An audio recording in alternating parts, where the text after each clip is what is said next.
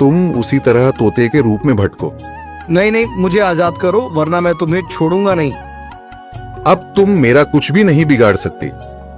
अब तुम जाओ यहां से और अब से ऐसे ही घूमो। अब तुम्हें पता चलेगा कि दूसरों को दर्द देने में कैसा महसूस होता है।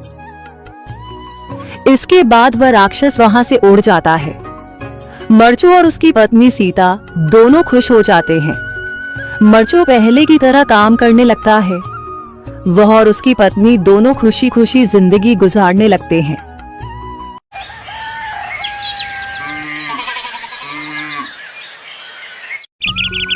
मरचू जंगल से लकड़ियां काटकर बाजार में बेचने गया, लेकिन उसे लकड़ियों के अच्छे दाम नहीं मिले।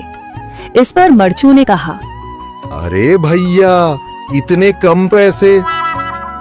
इन पैसों में तो 2 वक्त का खाना भी नहीं मिलेगा। आप मुझे बहुत ही कम पैसे देते हैं। मैं इतनी मेहनत से लकड़ियां काट कर आता हूँ, लेकिन उनके पैसे मुझे बहुत कम मिलते हैं। भैया, तुम्हारी लकड़ियां होती ही इतनी कमजोर हैं कि मैं इससे ज्यादा पैसे नहीं दे सकता। तुम्हारी लकड़ियों के बस इतने ही पैसे बनते हैं। अरे भैया, कुछ ज्यादा कर दो ना। वो क्या है ना कि इन पैसों का तो कुछ भी नहीं आता। मैं अपनी जिंदगी कैसे गुजारूंगा? भैया, तुम जाकर अच्छी लकड़ियां लाओ, तभी इन लकड़ियों का अच्छा दाम मिल पाएगा, वरना इन लकड़ियों का तो यही दाम है। ये सुनकर मरचू बहुत ज्यादा परेशान हो गया और पैसे लेकर किराने की दुकान से सामान खरीदकर घर आ गया। घर पहुंचते ही मरचू की पत्नी सीता ने कहा, अरे जी, सामान ले आए आप? हाँ जी, सामान ले आया हूँ। सीता के चेहरे पर खुशी छा जाती है, लेकिन जब उसने सामान देखा, जी, इसमें तो बहुत थोड़ा सामान है। हाँ सीता, मुझे पता है कि यह सामान बहुत थोड़ा है, लेकिन मैं क्या करूं? मेरे पास जितने पैसे थे, मैं उतने का ही सामान लेकर आ गया हूँ।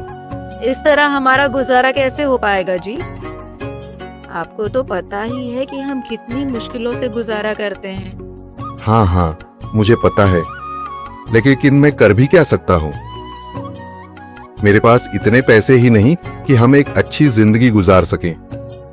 इतनी मेहनत कर रहा हूँ, लेकिन फिर भी मेहनत का फल नहीं मिल रहा।